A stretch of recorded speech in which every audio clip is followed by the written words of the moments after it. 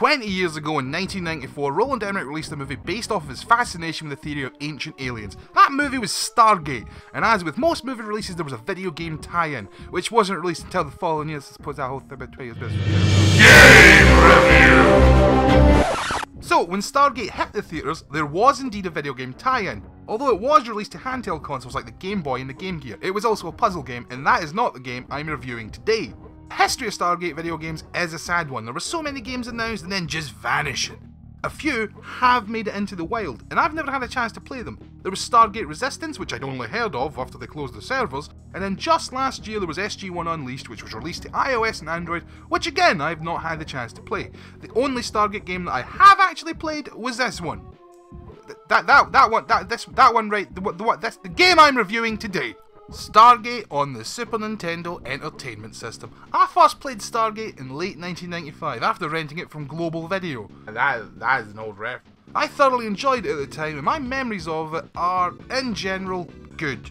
But is that just my nostalgia goggles, blurring my vision of the past? Well, let's take a look at what makes Stargate the game it is. The first thing we see is a decent replica of the movie's poster, being used as the start screen, with some unfitting music. Not that it's bad, it's just not really Stargate. We also get an intro explaining what's the happenings.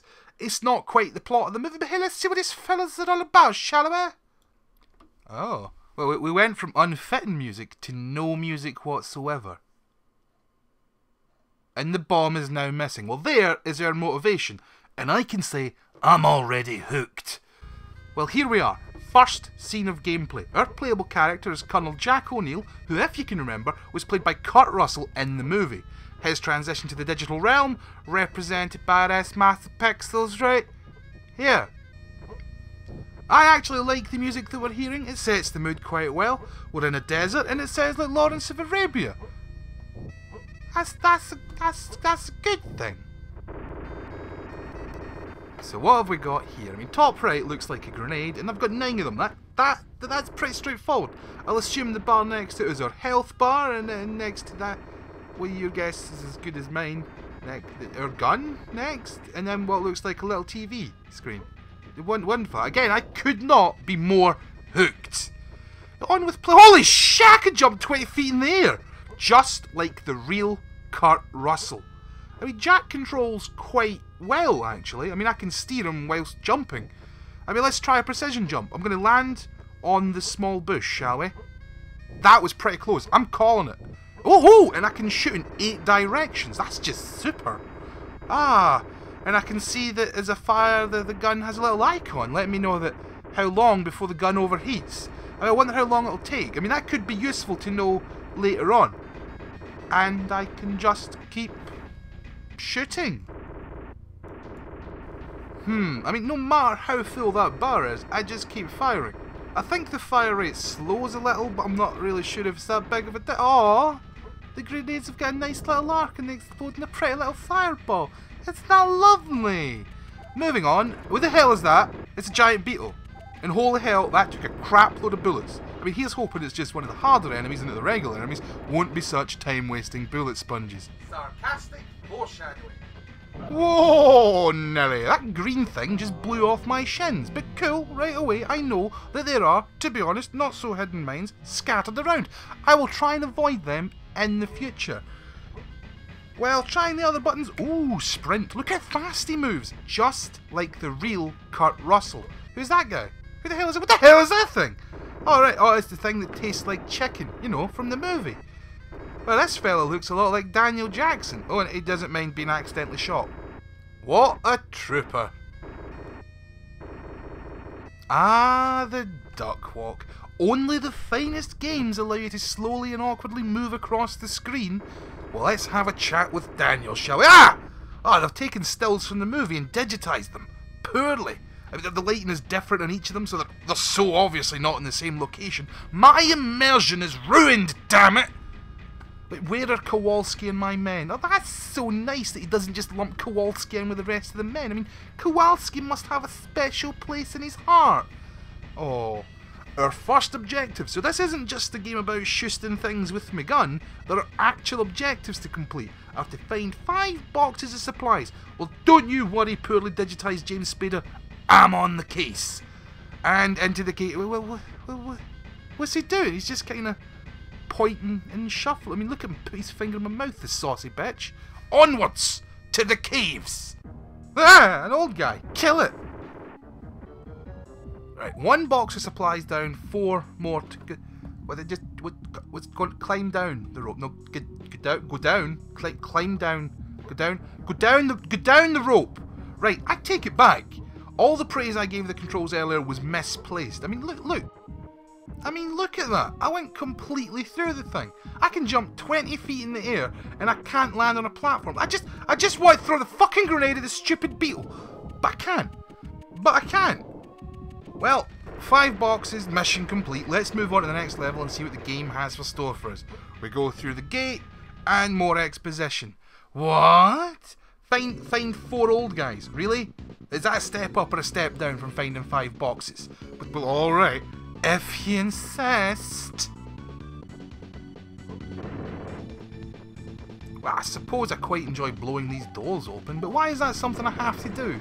The enemies are bullet sponges and now block passageways that require me shooting before it can continue. You know, for a tie-in game that was released a year after the movie, it sure seems like they're padding out the length of this thing with pointless time wasting. And would you look at that, an enemy that isn't an insect or a chicken lizard and is actually based off of something from the movie. Well, he's just another bullet sponge. I mean, really, why does he have to take so many bullets to kill? That isn't fun. That's just creating a false sense of difficulty by making the enemies take ages to kill.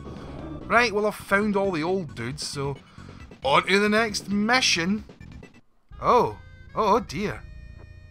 It's the first level again. I think my game's crashed. Nope. No? You sure? Well, look! There's Daniel again! And what are the chances of him telling me to find a quantity of things? Oh, I have to deliver the boxes of supplies and collect pieces of the bomb. Well, I'm not quite sure, but I think I might be detecting a pattern here. So I'm back in the caves looking for dudes and bombs, and wouldn't you know it, the first cave was actually empty. Well played, game. Well played. Making me think you were predictable as all hell and then just tossing a curveball at that. I'm impressed. We find Kowalski in the cave. He looks a little worse for wear. He tells me that Daniel's lost again. Really? Daniel's the one who sent me into the caves looking for you. Now, how in the hell did he go missing again? How do you know? Thumbs up. Well, before I go any further into the caves, let's talk about weapons. I mean, this is the 3rd level of the game, and I haven't found a single other weapon yet. Is this gun it? Why, yes. Yes, it is. Really, it is. You don't get an alien staff weapon or a shotgun or anything else. You just get this one gun, which, you know, you get from the start. There are pickups that can improve the gun, like ammo that does more damage, a cooling system that lets you fire for longer, although that's pointless. The only one that I like is the rapid fire, but why not just make it a different gun that I can pick up and switch between? I've got no way of keeping this for later on to use on harder enemies. I have to waste the rapid fire in the caves on shitting insects and chicken lizards. The other pickups can be just as cryptic. I mean, I picked up an Ankh and I didn't know what it did. I didn't notice until later on that it was actually health. And that's just weird, for so many reasons. The 1-ups are little Stargates, and later on we get crazy space grenades from the year 3000. A little variety in the weapons would have gone a long way to making the bullet sponge enemies just a little bit less boring. So I'm going to skip ahead for a bit. I promise you, you're not missing a thing, just more copy-pasted levels and looking for various things in quantities of 4 or 5. Just to reiterate how bad the control is for precision platform, have a look at this. This section requires that Jack jump across a room using these dangling hoops. Now, you can place the blame on my chubby sausage fingers if you want, but just look how frustrated. Look! Would you look? Look at it! I mean, all of this so I can find Daniel, who somehow got lost again. Right, skipping ahead again, I finally meet Daniel, and he tells me about an angry bloke called Anubis, the Egyptian god of the afterlife, or an end-level boss who they're going to repeat a few times throughout this game. It's not that hard of a battle. You throw a grenade at him, he vanishes, he reappears elsewhere, that you repeat. That's it. That's the whole fight. Here is where the nostalgia is thick like gravy for me. I mean, midway through a level, we have to rescue Daniel, who got lost again. And when we do rescue him, he says, I was trying to steal a glider and was captured. And if I just climb a cliff and jump in, I can steal my very own glider. Well now, that sounds a bit different from finding 5 things in caves. And so at the end of the level, there's the cliff, there's the glider, and I can show you the world, shining, shimmering, splendid. Tell me, princess, where? Oh, this is shit. No, it really is. I know that most SNES games had to have the obligatory Mode 7 section, but this is just awful. I mean, look at this. I can't shoot anything. They won't die. Again, maybe I'm just really crappy at video games. Maybe my sausage fingers are causing problems, but just look at it.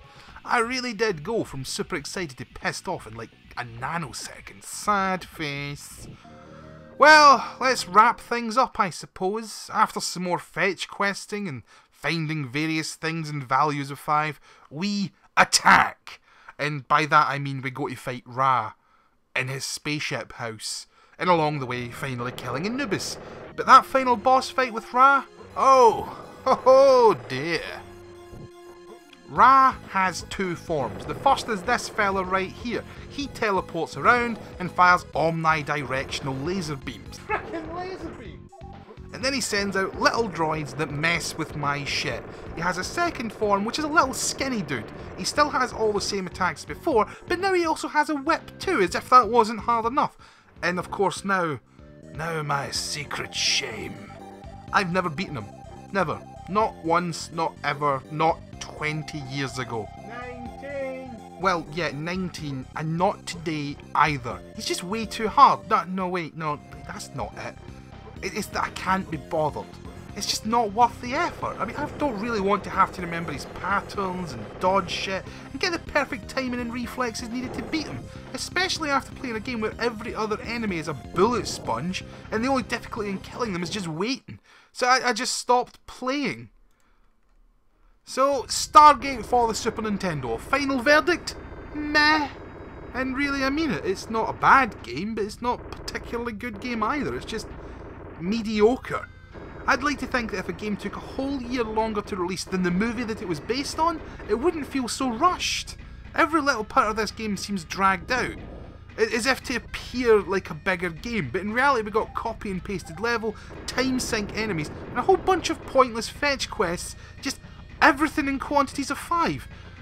If it looks like you'd get some fun out of it, give it a try, because there actually is some fun to be had, just not that much. So I've been SolidGoldChimp, otherwise known as Andy, and cheerio!